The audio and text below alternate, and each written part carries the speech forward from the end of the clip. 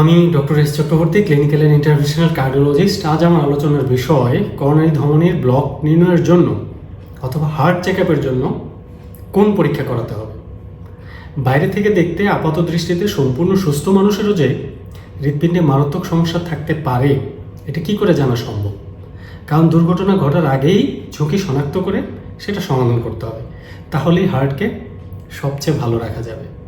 আমি 40 ঊর্ধ্ব সবাইকেই একটা অনুরোধ করব, বিশেষ করে যাদের উচ্চ রক্তচাপ, ডায়াবেটিস, কোলেস্ট্রলের সমস্যা বা অতিরিক্ত শারীরিক ওজন রয়েছে বা ধূমপান করেন বা হৃদরোগের বংশগত ইতিহাস রয়েছে, তারা সবাই নিজেকে একটা প্রশ্ন করবেন।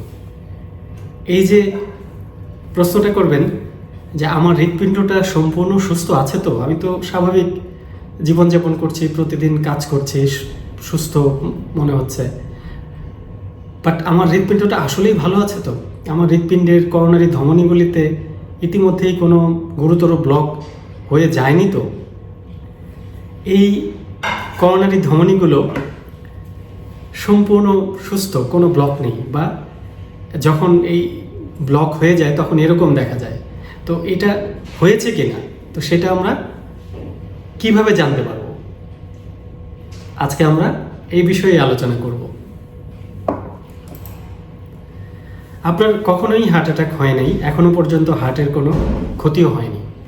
ইসিজি ইকোকার্ডিওগ্রাম পরীক্ষার রিপোর্ট সম্পূর্ণ নর্মাল, কিন্তু আপনার করোনারি ধমনীতে ইতিমধ্যেই থাকতে পারে গুরুতর ব্লক।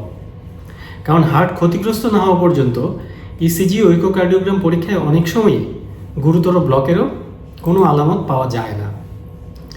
ইসিজি ও ইকোকার্ডিওগ্রাম পরীক্ষা সম্পর্কে সঠিক ধারণা না থাকার কারণে এই দুটি রিপোর্ট নর্মাল হলেই অনেক চিকিৎসক রোগীকে বলে দেন আপনার হার্ট ভালো আছে। হার্ট এখন পর্যন্ত ভালো আছে, এটা ঠিক, অর্থাৎ হার্টের কোনো এখনো পর্যন্ত কোনো ক্ষতি হয়নি, কিন্তু গুরুতর ব্লক থাকার কারণে আপনি থাকতে পারেন মারাত্মক হার্ট অ্যাটাকের ঝুঁকিতে। এই ব্লক কোন পরীক্ষার মাধ্যমে শনাক্ত করতে হবে, এই উদ্দেশ্যেই আপনাকে হৃদরোগ বিশেষজ্ঞ চিকিৎসক দেখাতে হবে। আজকের আলোচনা সেই সব মানুষদের জন্যেই যারা হার্ট চেক আপ করাতে গিয়েছেন এবং ইসিজি ও ইকোকার্ডিওগ্রাম পরীক্ষার রিপোর্ট নর্মাল এসেছে। এই পর্যায়ে যদি আপনাকে বলা হয় যে সব কিছু ঠিকঠাক আছে, তাহলে কিন্তু একটা মারাত্মক ভুল হয়ে যেতে পারে। কারণ হার্টের করোনারি ধমনীতে থেকেও যেতে পারে গুরুতর ব্লক। আর আপাত দৃষ্টিতে সম্পূর্ণ সুস্থ মানুষ হঠাৎ হার্ট অ্যাটাকে আক্রান্ত হয়ে মারাও যেতে পারে, অথবা হার্টটা ভীষণভাবে হঠাৎ করে ক্ষতিগ্রস্ত হয়ে যেতে পারে, বিনা বেগে বজ্রপাতের মতোই। তো এই ভুল থেকে বাঁচার জন্য কি করতে হবে? ধরুন আপনি ইদানিং লক্ষ্য করছেন জোরে হাঁটতে গেলে অথবা 5-6 তলা সিঁড়ি বেয়ে উঠতে গেলেই আপনার বুকে ব্যথা হয়, বা বুকে চাপ চাপ মনে হয়, বা বুকটা ভারী ভারী লাগে, অথবা শ্বাসকষ্ট হয়, বা অস্বাভাবিক হয়রান লাগে। যতটা পরিশ্রম আপনি আগে সহজেই করতে পারতেন, এখন অত সহজে করতে পারছেন না। 1 মাস আগেও আপনি টানা 40 মিনিট হাঁটতে পারতেন, কিন্তু এখন 15-20 মিনিট হাঁটার পরেই একটু দাঁড়াতে হয় বা বিশ্রাম নিতে হয়। এইরকম একটা পরিস্থিতিতে আপনার ইসিজি ইকোকার্ডিওগ্রাম পরীক্ষার রিপোর্ট নর্মাল আসার পরেই আপনার হৃদরোগ বিশেষজ্ঞ চিকিৎসক আপনাকে এক্সারসাইজ টলারেন্স টেস্ট অর্থাৎ ইটিটি পরীক্ষার পরামর্শ দিতে পারেন। একে টিএমটিও বলা হয়।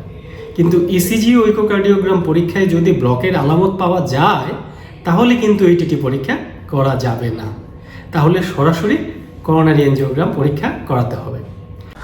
যদি আপনার অন্য কোনো শারীরিক সমস্যার জন্য বা পেটে বা পিঠে বা পায়ের সাম্প্রতিক অস্ত্রোপচারের জন্য এক্সারসাইজ টলারেন্স টেস্ট করানো সম্ভব না হয়, তাহলে ফার্মাকোলজিক্যাল স্ট্রেস টেস্ট যেমন ডোবুটামন স্ট্রেস ইকো করাতে হবে, অথবা করোনারি ধমনির ব্লকেজের মাঝারি মাত্রার সম্ভাবনা থাকলে সিটি করোনারি এনজিওগ্রাম করাতে হবে।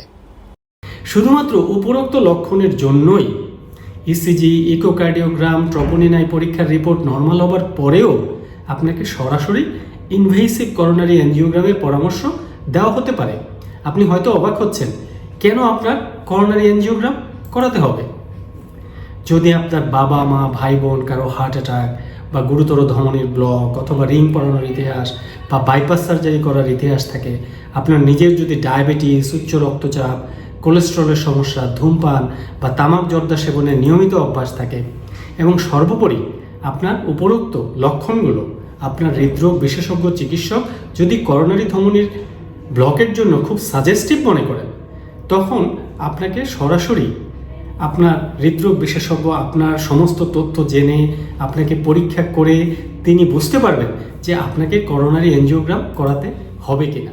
ঠিক উপরের লক্ষণগুলোর সাথে যেদিন আপনি চিকিৎসককে দেখাচ্ছেন সেদিন যদি বসে থাকা বা বিশ্রামে থাকা অবস্থায় বুকে ব্যথা হয়ে থাকে বা গত কয়েকদিনের মধ্যে আপনার হাঁটাচলা ছাড়াই বুকে ব্যথার ইতিহাস থাকে, তাহলে কিন্তু কোনো ধরনের এক্সারসাইজ টলারেন্স টেস্ট করা যাবে না, কারণ এই ধরনের পরিস্থিতিতে ইটিটি করানো বিপজ্জনক হতে পারে। অথবা বসে থেকেই বুকে ব্যথা হচ্ছে বা বসে থাকা বা শুয়ে থাকা অবস্থায় বুকে ব্যথা হচ্ছে, যেটা নাইট্রেট স্প্রে জিহ্বার নিচে দেওয়ার পর ব্যথা কমে যাচ্ছে, তাহলে কিন্তু ইটিটি পরীক্ষার জন্য অপেক্ষা করা যাবে না। অবজারভেশনের জন্য তখনই হাসপাতালে ভর্তি হতে হবে বা তখনই এনজিওগ্রাম করানোর কথা ভাবতে হবে। সেক্ষেত্রে ইসিজি ইকোকার্ডিওগ্রাম নর্মাল হলেও আপনার ট্রপোনিন আই সিকেএমবি চেক করাতে হবে, যেটা খারাপ হবার মানে হলো আপনার ইতিমধ্যেই হার্ট অ্যাটাক হয়ে গিয়েছে। হতে পারে আপনি তখনও হাঁটাচলা করছেন বা স্বাভাবিক কাজকর্ম করছেন, কিন্তু এটাই সত্যি যে আপনার ইতিমধ্যে হার্ট অ্যাটাক হয়ে গিয়েছে। আপনাকে তখনই হাসপাতালে ভর্তি হয়ে জরুরি চিকিৎসা নিতে হবে, কারণ হার্ট অ্যাটাকের রোগী এখন ভালো আছেন, কিন্তু কখন কোন মুহূর্তে খারাপ হয়ে যাবে এটা কিন্তু কেউ বুঝতে পারবেন না বা আপনার পক্ষে জানা সম্ভব নয়। আর হার্ট অ্যাটাকের সবচেয়ে বড় বিষয়টাই হলো এই অনিশ্চয়তা। অনেক সময় হঠাৎ করেই এই অবস্থাটা এতই খারাপ হয়ে যায় যে হাসপাতালে পৌঁছানোর সময়ও পাওয়া যায় না। এই জন্যই হার্ট অ্যাটাক হওয়ার পর ব্যথা নেই, শ্বাসকষ্ট নেই, রোগীর পালস, প্রেশার, ব্লাড প্রেশার সব কিছু ভালো থাকা সত্ত্বেও একটা হার্টের চিকিৎসা সম্বলিত হাসপাতালে কয়েকদিন ভর্তি থেকে অবশ্যই চিকিৎসা নিতে হবে।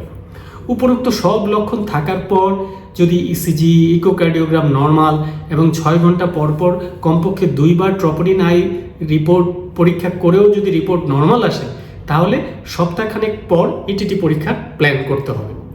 এই পর্যায়ে কিন্তু অবশ্যই প্রেসক্রিপশনে রক্ত পাতলা রাখার ঔষধ অর্থাৎ অ্যান্টিপ্লেটলেট, কোলেস্ট্রলের ওষুধ, ব্লকের ব্যথার ঔষধ এগুলো শুরু করতে হবে এবং কয়েকদিন হাঁটাচলা বন্ধ রাখার পরামর্শ দিতে হবে।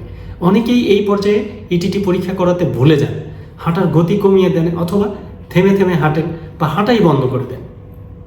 চিকিৎসক যে 7 দিন পর ইটিটি করাতে বলেছিলেন সেটা বেমালুম ভুলে যান। ওষুধ খাওয়ার কারণে অনেক সময় অনেক রোগী খেয়াল করেন যে ব্যথাটা আগের মতো হচ্ছে না বা আগের মতো বেশি হয় না।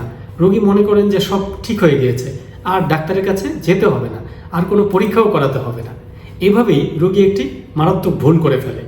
ওষুধের কারণে আপাতত ব্যথা কমে গেল ঠিকই, কিন্তু গুরুতর ব্লক থেকে যেতে পারে, যা ওষুধের মাধ্যমে জীবনাচরণ ও খাদ্যাভ্যাস নিয়ন্ত্রণের মাধ্যমেও ঠিক হবে না। হঠাৎ প্লাক রাপচার হয়ে, এই যে করোনারি ধমনির ভেতরে যখন বড় ধরনের ব্লক জমতে থাকে, এই প্লাকটা যখন আনস্টেবল হয়ে যায়, এটা যে কোনো মুহূর্তে রাপচার হয়ে হঠাৎ মারাত্মক হার্ট অ্যাটাকে আক্রান্ত হওয়ার বড় ধরনের ঝুঁকি থাকে। অতএব চিকিৎসকের পরামর্শ অগ্রাহ্য করার কারণেই ভয়াবহ ক্ষতি হতে পারে। আপনার যখন যে পরীক্ষা করা যথাযথ তখন সেই পরীক্ষাটা করতে হবে।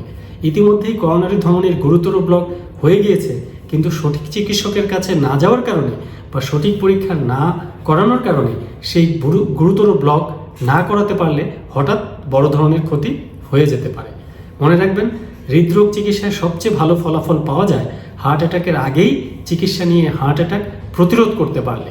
হার্ট অ্যাটাক হয়ে গেলে হার্টের কিছু না কিছু ক্ষতি তো হয়েই গেল, পরে যত চিকিৎসাই করেন না কেন অধিকাংশ ক্ষেত্রেই পূর্বের মতো সম্পূর্ণ স্বাভাবিক হার্ট আর কখনোই ফেরত পাওয়া যায় না। কাজেই হার্ট অ্যাটাক প্রতিরোধে সচেতন হন। ভালো থাকুন, সুস্থ থাকুন। ধন্যবাদ সবাইকে।